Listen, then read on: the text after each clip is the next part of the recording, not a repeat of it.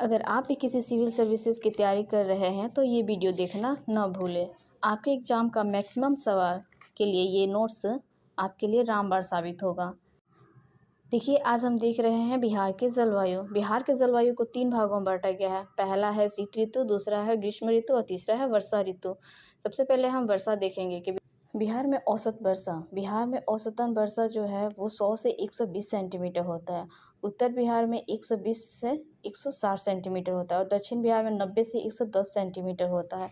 अब देखेंगे शीत ऋतु में बिहार का जो औसतन तापमान होता है वो 20 डिग्री सेल्सियस से 30 डिग्री सेल्सियस होता है और ग्रीष्म ऋतु में बिहार का औसतन तापमान जो होता है वो 35 डिग्री से 45 डिग्री सेल्सियस होता है। उसके बाद देखेंगे कि बिहार में जो है वो सर्वाधिक वर्षा कहाँ होती है। बिहार में सर्वाधिक वर्षा किशनगंज में होती है। ये है किशनगंज में लगभग 180 सेंटीमीटर वर्षा होती है और बिहार में सबसे पहले वर्षा यहीं होती है, किशनगंज में। उसके बाद से देखेंगे कि बिहार में सबसे कम वर्षा कहाँ होती है।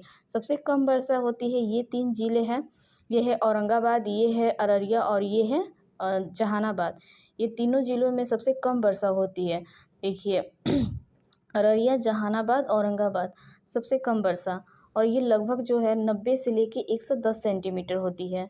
सर्वाधिक गर्मी या सर्वाधिक ठंडी, यानी हम देखेंगे कि बिहार में सर्वाधिक गर्मी और ठंडी कहाँ पड़ती है। बिहार में सर्वाधिक गर्मी और ठंडी जो है वो ये गया जी में ही पड़ती है।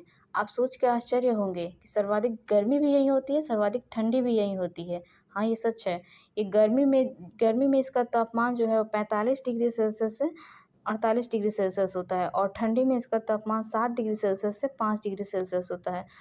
अब देखेंगे कि बिहार में सबसे पहले मानसून कौन सा आता है। तो बिहार में सबसे पहले मानसून जो है वो दक्षिण पश्चिम मानसून आता है और सर्वाधिक वर्षा भी होती है वो दक्षिण पश्चिम मानसून के कारण होती है।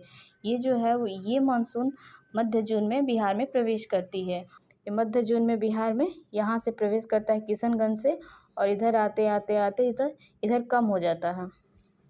वीडियो आपको पसंद आया तो आप लाइक और सब्सक्राइब फटाफट कर दें, क्योंकि मेरा जो नोट्स है वो आप तक समय पे पहुंचते रहे और आपके एग्ज़ाम में रामबाण साबित हो।